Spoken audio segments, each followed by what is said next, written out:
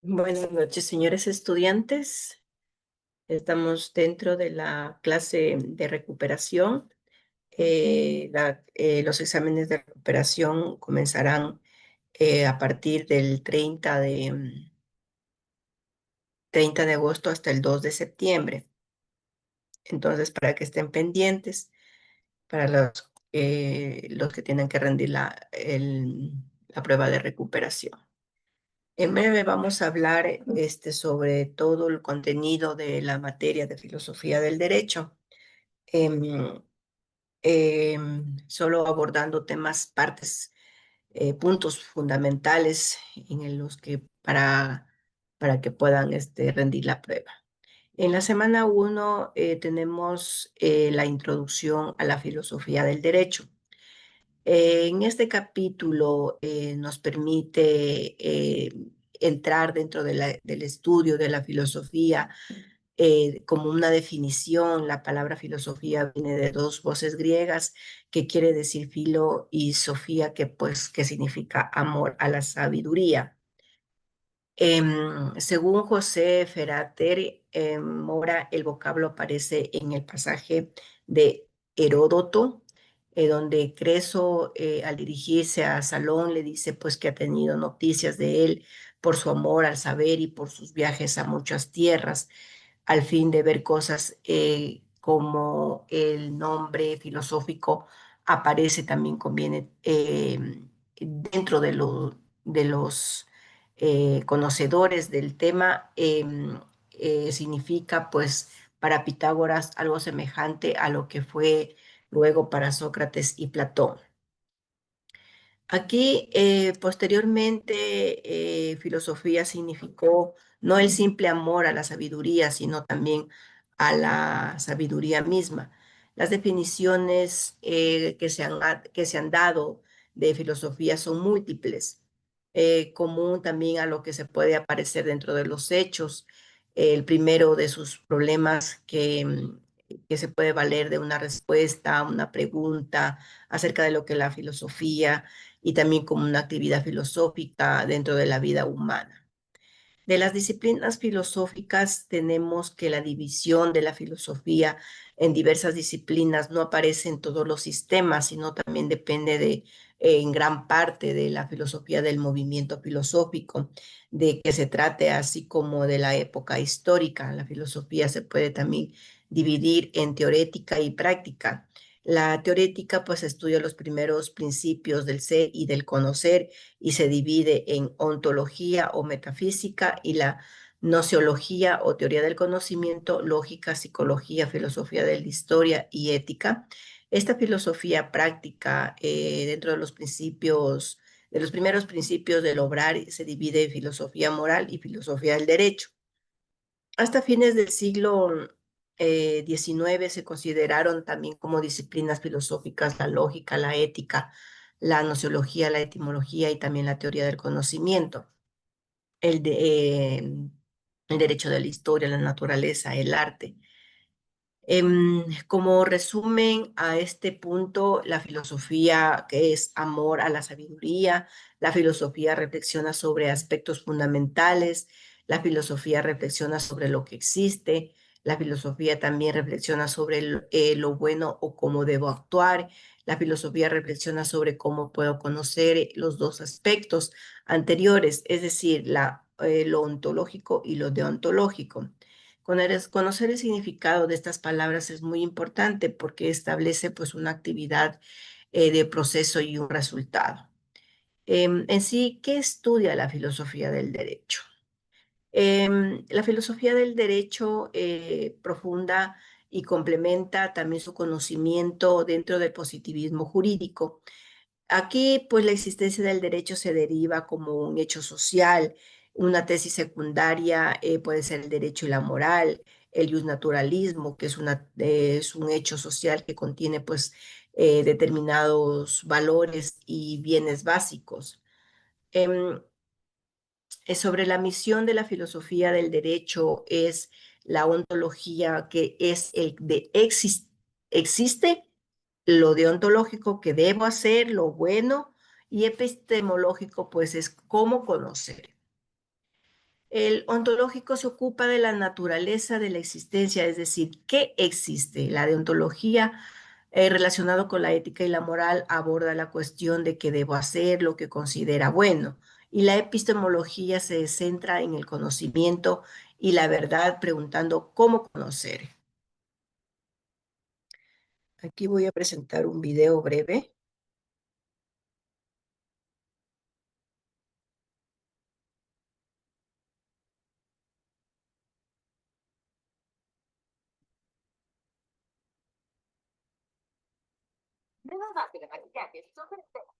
Para un mate luminoso. Mm, ya, espérenme un momentito que se está cargando.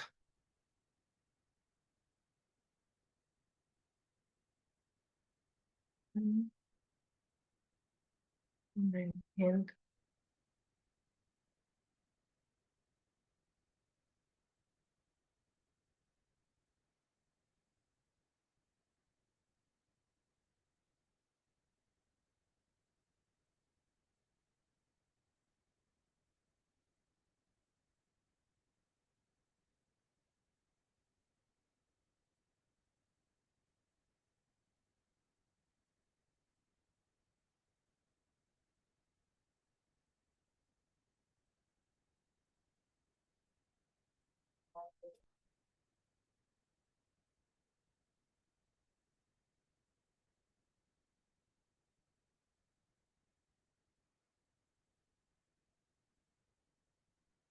Materia.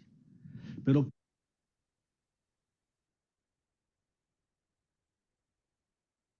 derecho. ¿Por qué estoy aquí? Pues porque me gusta ser maestro y ante todo me gusta la filosofía. Quiero confesarles que soy un apasionado por esta materia, pero quiero desconsolarlos al mismo tiempo que a pesar de todos los años que las he estudiado, todavía no logro dominarla. Es inalcanzable. De tal forma que los invito a que ustedes sigan por este camino. La razón es consoladora, porque si ustedes saben filosofía, ustedes saben derecho, y un abogado que sepa filosofía y derecho es abogado, y el que solo sabe leyes es apenas un repetidor de leyes. Con esta premisa, quiero yo reflexionar con ustedes sobre esta palabra filosofía. La palabra filosofía viene de la voz griega, filos y sofos. Filos es un verbo, amar, y un sustantivado es amante, y sabiduría, Sofía. Entonces es amante de la sabiduría. Por eso todas las profesiones tienen su propia filosofía, porque la aman y saben transmitirla de acuerdo a la direccionalidad que la ponen. ¿Qué es filosofar? Filosofar es repensar. Lo he dividido con un guión para separar pensar del que quiere decir volver a pensar. No todas las cosas, peor los conceptos ni las ideas, son algo estable. Siempre están en evolución y por ello filosofar es volver a pensar lo que ya se ha pensado. Filosofar también es recrear. El verbo crear con el repetitivo quiere decir volver a crear. Algo que ya se concibió, esa concepción intelectual, racional, es pensada por otro y al volverla a pensar otro la recrea. O también puede volverlo a pensar el mismo que la creó y decir, doy nacimiento a otra idea. Eso es filosofar. Filosofar es descubrir. Cubrir es ocultar. Y descubrir es quitar el ocultamiento, es quitarle el velo. Hay muchas cosas que para la mente están ocultas. Y cuando produce la actividad de pensar, es como que físicamente levanta el velo de aquello que está pensando. Pero eso de la mañana en Quito y desde las 7:30 volver todos ustedes. se lo hace de forma ordenada, sistemática, lógica. Porque filosofar pues no es irme a poner en el pasto viendo a los pájaros volar y allí divagar. No. Eso puede llamarse cualquier otra cosa, pero no es filosofar. Yo invito a ustedes, amigas y amigos, a que nos introduzcamos en esta actividad poco común. ¿Y qué les parece a ustedes si yo los invito a pensar sobre ustedes mismos? Pero no se asustarán, no se tengan miedo a sí mismos. Es el único momento en el que podemos encontrarnos. Pero ahora no los voy a invitar a eso, los voy a invitar a un objeto determinado que se va a llamar el derecho. ¿Y por qué esta materia de filosofía del derecho? Ahí lo tienen, no serán piedras para pensar, sino que piensen sobre las piedras. La filosofía del derecho tiene algunas definiciones. Esas definiciones, como ustedes las ven en el texto, las tienen ustedes. Hay algunos filósofos que lo han definido. Por ejemplo, Catrín, un sacerdote jesuita, dice que la filosofía del derecho estudia la esencia y el fundamento del derecho natural y su relación con el derecho positivo. Él va hacia lo óntico, que quiere decir hacia el ser, hacia lo fundamental. Rodolfo Stammler también define a la filosofía como aquellas doctrinas generales que se pueden proclamar dentro del campo jurídico con un alcance absoluto. Es otra forma de definir al derecho. Max Ernst Meyer, neokantiano, con tintes hegelianos, define a la filosofía del derecho como la doctrina del concepto y de la idea del derecho. Imagínense ustedes transformar al derecho primero en concepto o en idea, es decir, un producto mental, y luego pensarlo. He ahí una definición profunda. Radbruch, neokantiano, también lo define como la consideración valorativa del derecho. En cambio, él desde el punto de vista axiológico, ético, define al derecho y por lo tanto a la filosofía del derecho. Y así no puedo detenerme sino invitarlos a que ustedes logren entusiasmarse e ir viendo cómo lo piensa cada filósofo a este tema de la filosofía del derecho. En esta materia lo que tratamos de explicar es dónde se origina el derecho. Pero en filosofía, previo a ello, nacieron las doctrinas nociológicas o ya desde el punto de vista de especialidad, se llama especialidad desde el punto de vista crítico. Entonces se hizo la pregunta, ¿de dónde se originan los conocimientos verdaderos?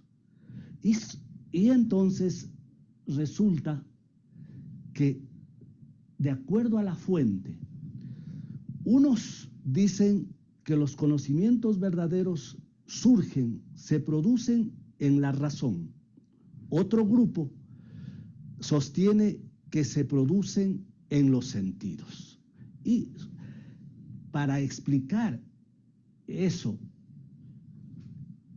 esta respuesta del origen de los conocimientos verdaderos, se produce la evolución de dos grandes corrientes. La que sostiene que la fuente es la razón, y ya se agrupan como racionalistas, y los que sostienen que son los sentidos la fuente de conocimientos verdaderos, y surge la escuela o el grupo o la corriente de los empiristas. Pero siempre insisto de que esto es para dar respuesta sobre los conocimientos verdaderos. Los tenemos a los idealistas, que es una evolución de los racionalistas, y de los empiristas, los positivistas, y dentro de los empiristas, positivistas, terminan los materialistas. ¿Y esto qué relación tiene con el derecho? Pues sencillo. Van a venir los pensadores que vinculan al derecho a esta corriente racionalista idealista, y se los va a llamar los jus naturalistas. Mientras que a los pensadores que consideran que el derecho tiene su validez porque es un conocimiento verdadero, y asumen la corriente de los empiristas, positivistas o materialistas, toman el nombre de jus positivistas. Entonces, dejamos planteado para una próxima explicación de dónde nacen los jus naturalistas y de dónde nacen los jus positivistas. Yo les agradezco por el momento que me hayan escuchado en esta brevísima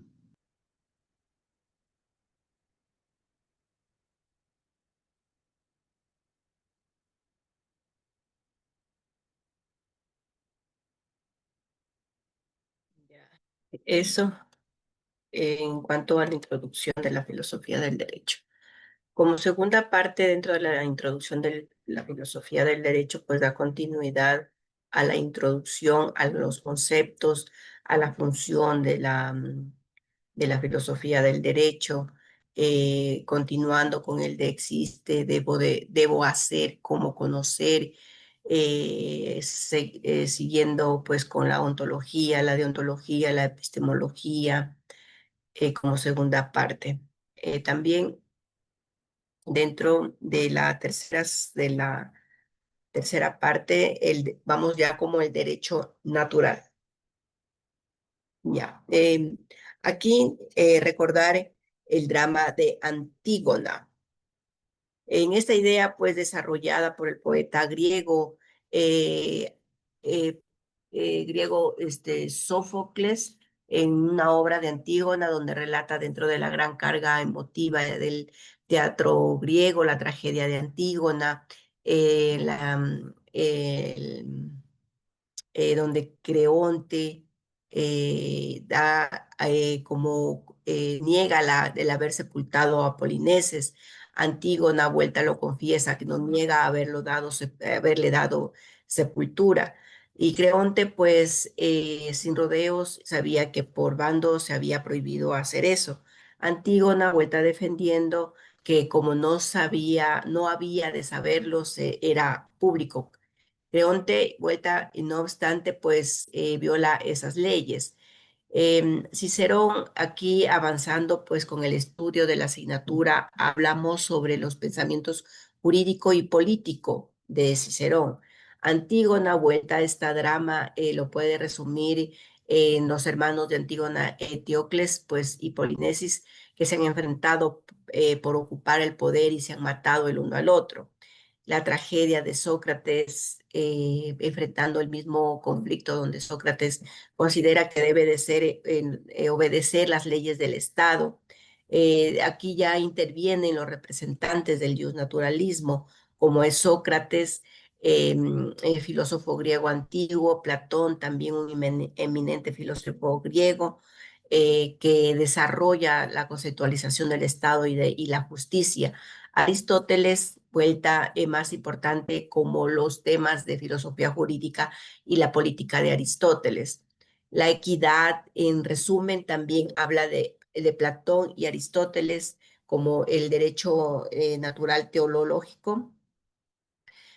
Aquí vuelta a los primeros cristianos que habla de Pablo de Tarso, los santos padres como San Agustín, también Santo Tomás de Aquino, pues ellos los están tienen una trascendencia porque configuran el esquema de la doctrina del derecho del pensamiento cristiano, donde ya sus particularidades distinguen que las leyes es eterna, natural, humana o temporal, también como un derecho positivo. Francisco Suárez también, en resumen, pues forma parte de los Santos Padres, porque no ha sido santificado, se ha considerado importante también mencionar este hecho de que no se preste como a confusiones por parte de los estudiantes, sino que aquí es este como derecho natural se impide, pues que es un sector de preceptos que puedan experimentar modificaciones y contenidos.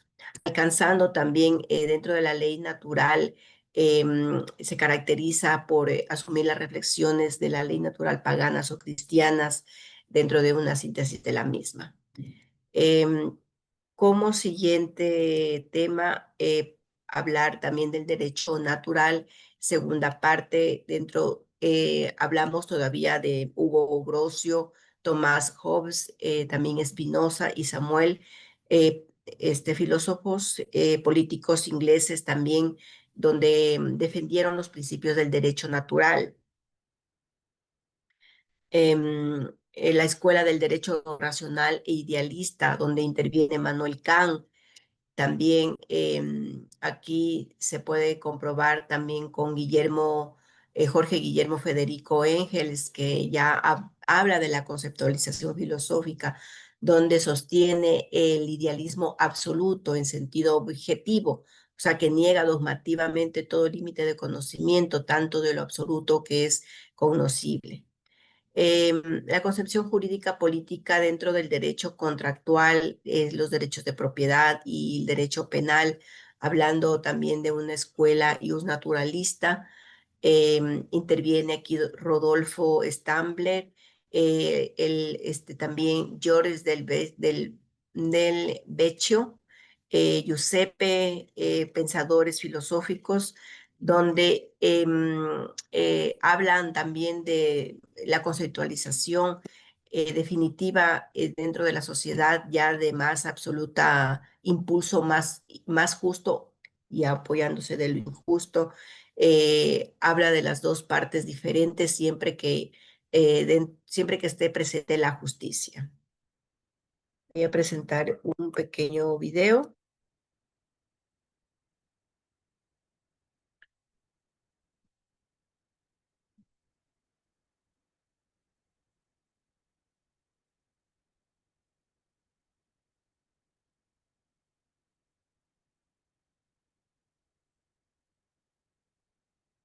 Nuevo Vitamino Color Spectrum, solo por L'Oréal Profesional.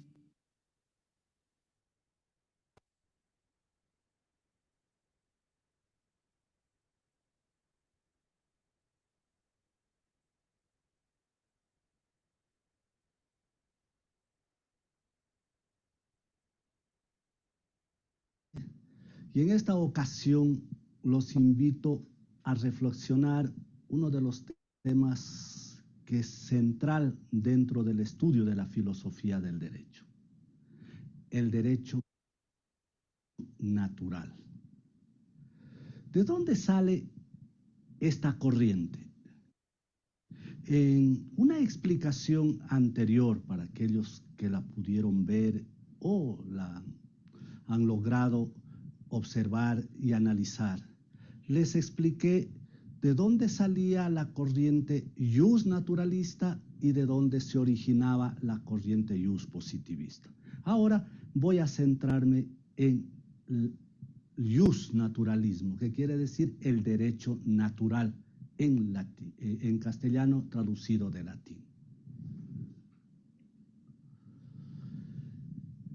Me he enamorado de uno de los pasajes de esta tragedia escrita por el dramaturgo Sófocles, llamada Antígona, porque es la que grafica en qué consiste el derecho natural y lo personifica.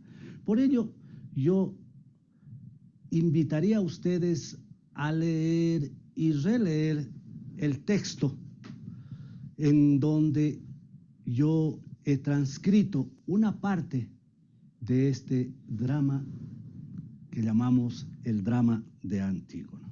Si quieren conocerla, ahí la tienen.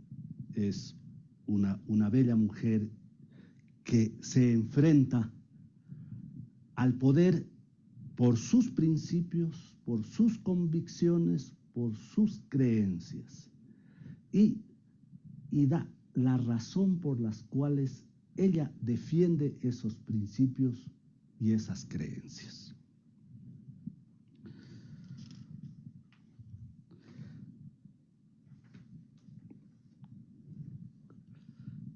Polinices, alzado en armas contra su propia patria, muere junto a las murallas de Tebas en lucha con su hermano Estéocles. Es decir, se produce una guerra entre hermanos. Nada tiene que ver con el gran hermano, por favor. Entonces es Polinices y Estéocles, quien resulta también herido de muerte, este último, Estéocles. Pero el que muere es Polinices.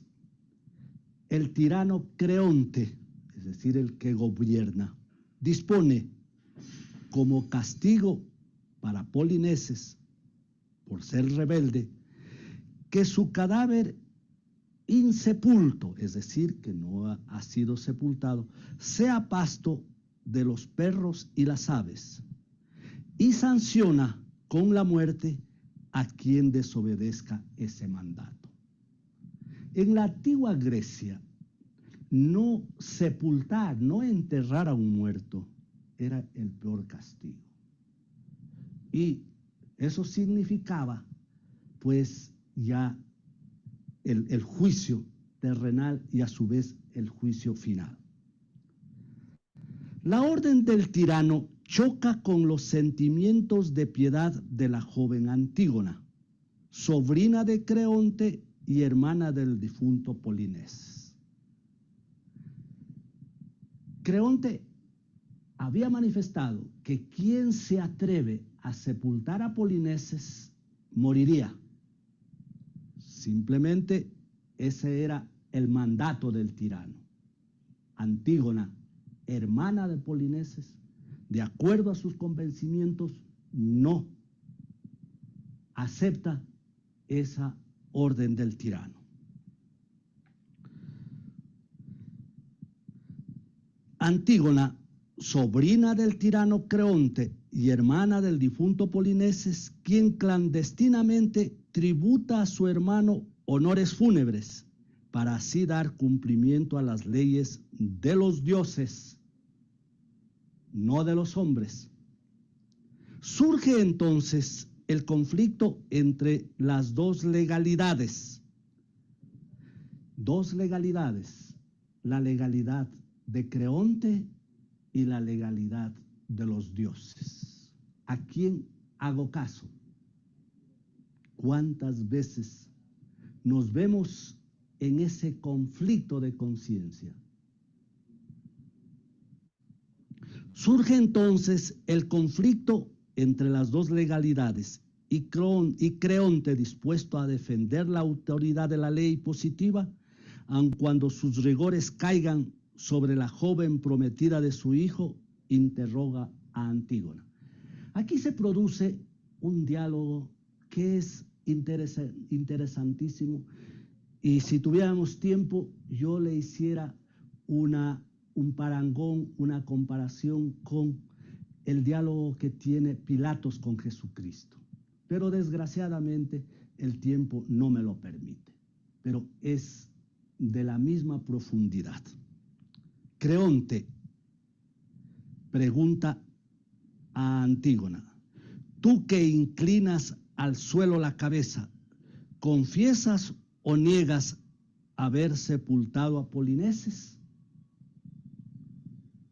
Antígona responde: lo confieso, no niego haberle dado sepultura.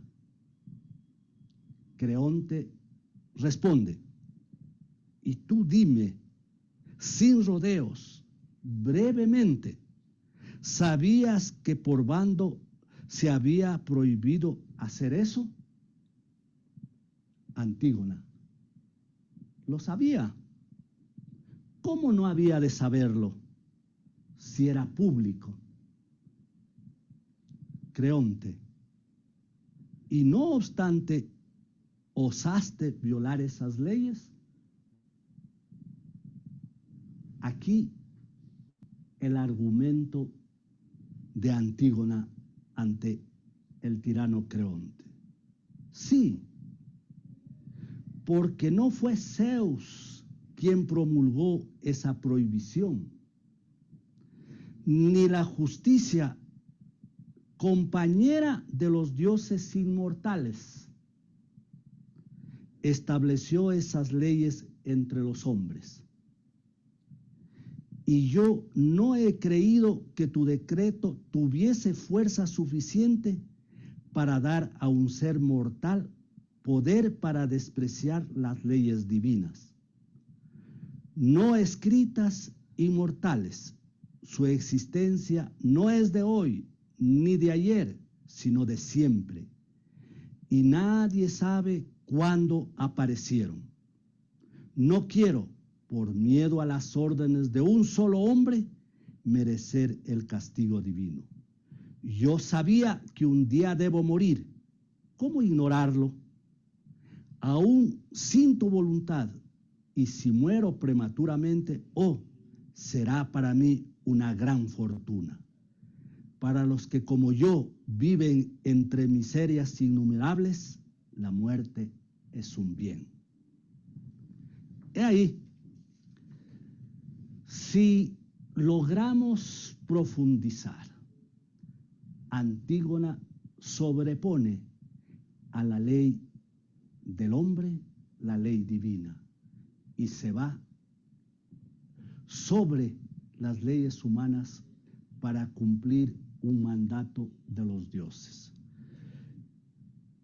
Amigas y amigos, estamos hablando en un contexto pagano, en un contexto donde el ser humano es el que habla y el que defiende sus principios. Eso es el iusnaturalismo. Es aquel que cree que la ley no solo sale del hombre, sino que la ley sale sobre todo de la naturaleza racional del hombre.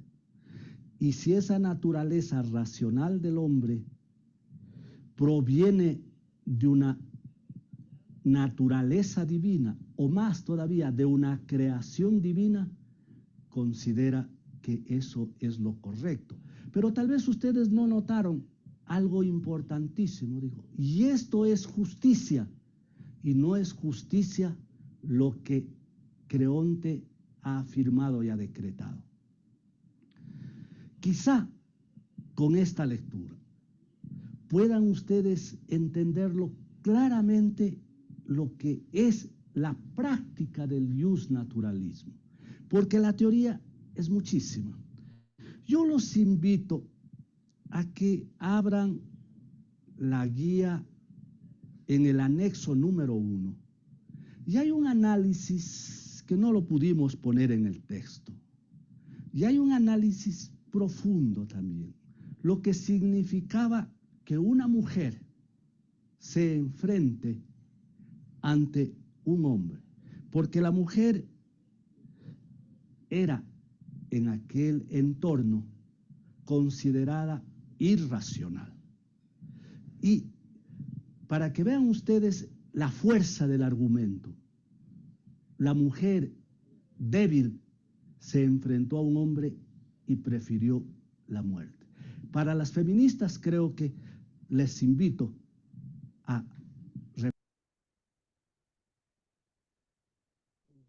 Eso, entonces, con el tema de la segunda parte, continuamos revisando el derecho positivo. Aquí en el derecho positivo, lo primordial es los representantes del positivismo. Está Augusto Comte, la doctrina de la ley de los tres estadios, la teología, teológico, la metafísica, el positivo, también como parte fundamental la religión de la humanidad, el positivismo inglés, donde está Heriberto Spencer, también John Stuart, eso en cuanto al derecho positivo. Como segunda parte también entra dentro del positivismo el positivismo alemán, donde el pensador filosófico Luis Feuerbach, Rudolf, también Otto von Guercke, en el derecho positivismo italiano, Norberto Bobbio, también analizando pues como una manera de resumen, como teoría, como ideología, la escuela sociológica del derecho, el realismo jurídico americano, donde está Roscoe, Oliver, em, aquí Carl Jerome, la sociología del derecho, vuelta, está el derecho que combina las convicciones de los grupos y las actividades del poder como objeto de la realización de los patrones de conducta. Em, para analizar la teoría pura del derecho como introducción, aquí surge como una contraposición del derecho natural, sin renunciarlo en algunos aspectos, pero básicamente también se considera como parte del positivismo, como una corriente dentro del positivismo. Eso en cuanto a la introducción de la teoría pura del derecho, el análisis también que se realiza, el de aplicar las sanciones en caso de incumplimiento, aquí dentro del derecho de la teoría pura del derecho. Otro tema también es el del, siguiendo pues la segunda parte de la teoría pura del derecho, abarca también Kelsen, que es una figura importante en este tema. Em, y ahí como segunda parte de la teoría pura del derecho. Entrando vuelta ya al derecho socialista, ya se habla aquí de Carlos Marx, Federico Engels. Aquí hay un video importante que abarca todo el resumen de esta parte. Voy a presentar.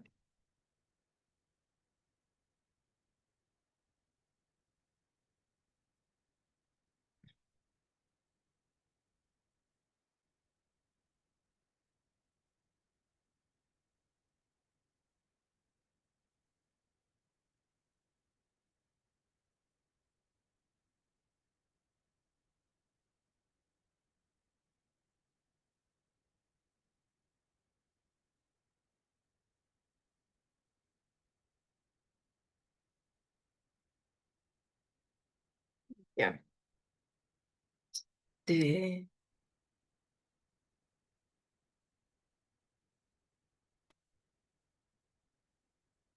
teoría política, económica y social que se basa en las ideas del filósofo y economista alemán Karl Marx, que vivió en el siglo XIX. Esta teoría sostiene que las sociedades humanas avanzan a través de conflictos entre clases sociales y que la lucha de clases es el motor de la historia. Según el marxismo, la clase dominante de una sociedad explota a la clase trabajadora para mantener su poder y riqueza. Esta explotación se da a través de la propiedad privada de los medios de producción, como fábricas, tierras y maquinaria, y la apropiación del excedente económico generado por los trabajadores. Esto, presuntamente, crea una desigualdad social y económica que, según los marxistas, debe ser eliminada a través de una revolución social y la construcción de una sociedad socialista sin clases, en la que la propiedad de los medios de producción se colectiviza y se comparte equitativamente, creando así un mundo supuestamente más justo. El marxismo enfatiza la importancia del papel del Estado como instrumento de la clase dominante para mantener su poder y control sobre la sociedad. Marx creía que la clase trabajadora debía luchar por la abolición del Estado, que sería reemplazado por una sociedad autogestionada, sin propiedad privada y sin gobierno. Para ello se debía imponer la dictadura del proletariado. Para Marx, la dictadura del proletariado es un concepto político que describe la etapa transitoria entre el capitalismo y la sociedad socialista sin clases. Marx creía que la única forma de abolir la desigualdad social y económica de la sociedad burguesa capitalista era a través de una revolución social liderada por la clase trabajadora, también llamada proletariado. Después de la revolución, según Marx, la clase trabajadora tomaría el control del Estado y establecería esa dictadura del proletariado que sería temporal y tendría como objetivo la eliminación de la propiedad privada y la construcción de una sociedad socialista sin clases. Durante este periodo, el Estado actuaría como una herramienta para llevar a cabo la transformación social y económica necesaria para construir un mundo más igualitario. Para Marx, la dictadura del proletariado no se trataba de una dictadura en el sentido tradicional del término, sino de un periodo de transición en el que la clase trabajadora tendría el poder político para hacer los cambios necesarios para construir una sociedad sin clases. La idea era que, una vez que se hubiera eliminado la propiedad privada y se hubiera construido una sociedad comunista, el Estado dejaría de existir. También dejarían de existir las clases sociales y los empresarios capitalistas. De esta manera, la sociedad se autogobernaría y sería libre, una utopía que aguanta bien el papel, pero que nunca ha podido llevarse a la práctica, y no porque no se haya intentado. El marxismo ha inspirado muchas revoluciones, como la Revolución Rusa, 1917, la Revolución China, 1949, o la Revolución Cubana, 1953, instaurándose formas de gobierno fuertemente estatistas y de corte totalitario. Por ello, el marxismo ha sido objeto de muchas críticas y debates a lo largo de los años, pero no se puede negar que sigue teniendo una influencia muy importante a nivel político y económico en todo el mundo. Resumamos brevemente las fases para llegar a la sociedad comunista plena según la teoría marxista. Fase 0. El capitalismo. La primera fase es el capitalismo, supuestamente en la que se encuentran la mayoría de democracias liberales occidentales. En ellas, según la teoría marxista, la propiedad privada y la explotación de los trabajadores son la norma. Marx creía que el capitalismo podía ser reemplazado por la siguiente fase. Fase A. El socialismo. La siguiente fase es el socialismo, también conocido como la dictadura del proletariado. Durante esta fase, la clase trabajadora toma el control del Estado y establece una propiedad colectiva de los medios de producción. El objetivo es eliminar la desigualdad social y económica y establecer una sociedad sin clases. Fase B. El comunismo pleno. La fase final es el comunismo pleno, en la que la sociedad se autogobierna y no hay propiedad privada, no hay clases sociales y no hay Estado. Marx creía que en esta etapa la sociedad habría alcanzado la plena igualdad y que la explotación y la opresión serían cosas del pasado. No se conoce ninguna sociedad hasta la fecha que haya avanzado hasta el comunismo pleno desde que Marx formulara sus teorías. Los brutales recortes de fondos al sector humanitario están poniendo en riesgo millones de vidas. Las consecuencias para las personas que huyen del peligro serán inmediatas y devastadoras. Mujeres y niñas refugiadas en riesgo de ser víctimas de violación y otros abusos ya están perdiendo el acceso a los servicios que las mantenían a salvo. Las comunidades refugiadas tendrán menos. Las dos obras más conocidas de Karl Marx son El Manifiesto Comunista, de 1848, y los 3 volúmenes de El Capital, aparecidos entre 1867 y 1894. Friedrich Engels, amigo y colaborador de Marx, participó en la redacción del Manifiesto Comunista y en los 2 últimos volúmenes del Capital. En el Manifiesto Comunista se dice: la historia de toda sociedad hasta nuestros días no ha sido sino la historia de las luchas de clases. Hombres libres y esclavos, patricios y plebeyos, nobles y siervos, maestros, jurados y compañeros. En una palabra, opresores y oprimidos en lucha constante, mantuvieron una guerra ininterrumpida, ya abierta, ya disimulada. Una guerra que termina siempre, bien por una transformación revolucionaria de la sociedad, bien por la destrucción de las 2 clases antagónicas. Influidos por Feuerbach y Hegel, Marx y Engels acabaron generando un corpus dogmático de ideas con una clara vocación dialéctica, maniquea y revolucionaria. Todo esto a su vez generó una corriente historiográfica conocida como materialismo histórico, un marco conceptual o una filosofía para explicar la historia que se fue constituyendo a la vez que fueron apareciendo diversas escuelas historiográficas nacionales. La corriente marxista sostiene que los procesos sociales y políticos están determinados por factores económicos y materiales colectivos, en lugar de ser el resultado de la voluntad individual u otros elementos. Según el materialismo histórico, las relaciones sociales y las instituciones políticas de una sociedad son el resultado de las fuerzas económicas que rigen la producción y distribución de bienes y servicios. En otras palabras, las condiciones materiales en las que vive la gente determinan su forma de vida, sus ideas y sus valores. La dinámica histórica registra la sucesión de 4 modos de producción distintos. 1. Comunismo primitivo. Típico de las sociedades tribales donde existe una propiedad comunal de la tierra y una producción de bienes para la subsistencia sin la presencia de clases sociales explotadoras. Este modo de producción lo vemos en las sociedades prehistóricas. 2. Modo de producción esclavista. Esta es la segunda etapa histórica del desarrollo de los modos de producción, típica de la Edad Antigua, en la que la propiedad privada de la tierra y los medios de producción se combinaron con la esclavitud para producir bienes. 3. Modo de producción feudal.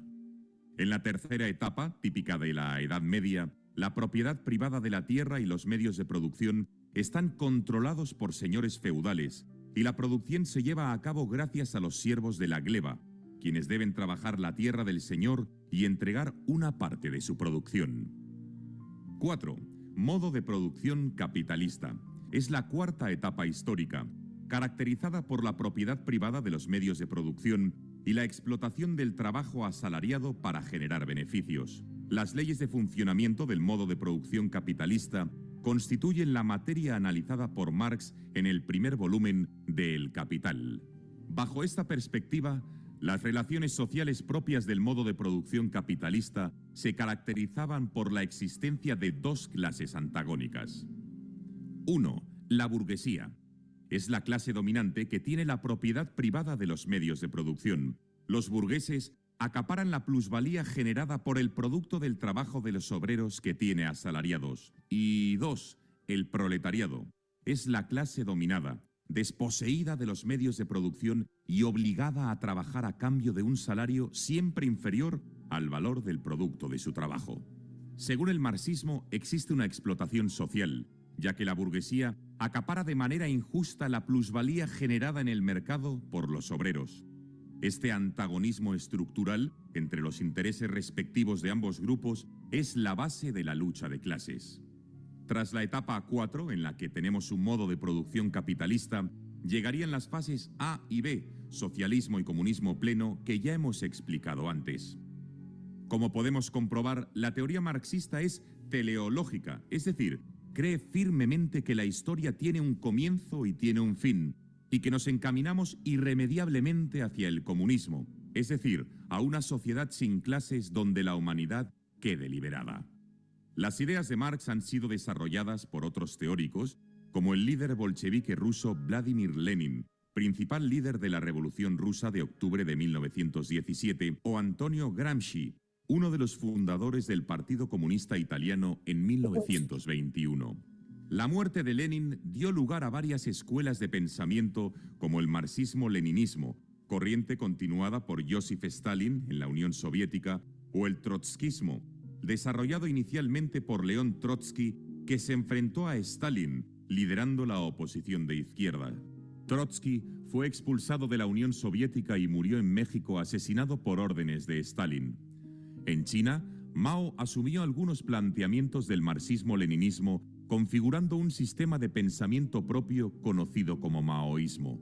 El marxismo también ha influido en muchos políticos, como la alemana Rosa Luxemburgo, el albanés Enver Hoxha, el yugoslavo Josip Broz, más conocido como Tito, el búlgaro Georgi Dimitrov, el rumano Nicolae Ceausescu, el vietnamita Ho Chi Minh, el norcoreano Kim Il-sung o el cubano Fidel Castro, en filósofos y pensadores como Georg Lukács, José Carlos Mariátegui, Herbert Marcuse, Jean-Paul Sartre, Louis Althusser, Ernesto Laclau o Chantal Mouffe, o en historiadores como Eric Hobsbawm. Millones de niñas y niños en todo el mundo están en peligro. Y son quienes pagan el precio más alto de los conflictos armados. Las crisis alimentarias. Si te ha gustado este vídeo sobre el marxismo, te invitamos a darle like y a suscribirte al canal.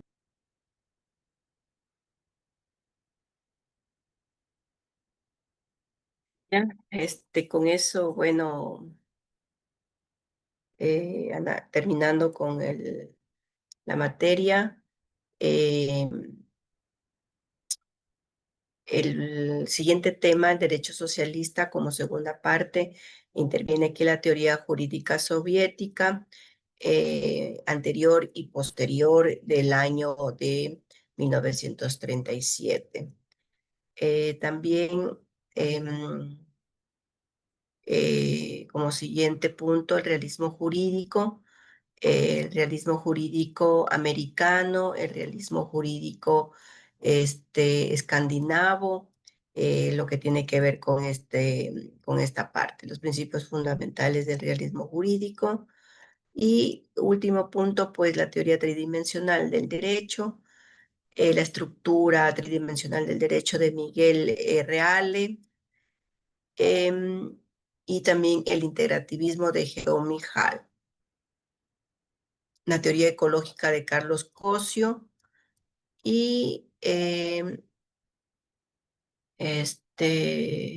como último punto. Eso es todo, señores estudiantes. Muchas gracias por su atención. Que les vaya muy bien en su examen de recuperación. Muy buenas noches con todos.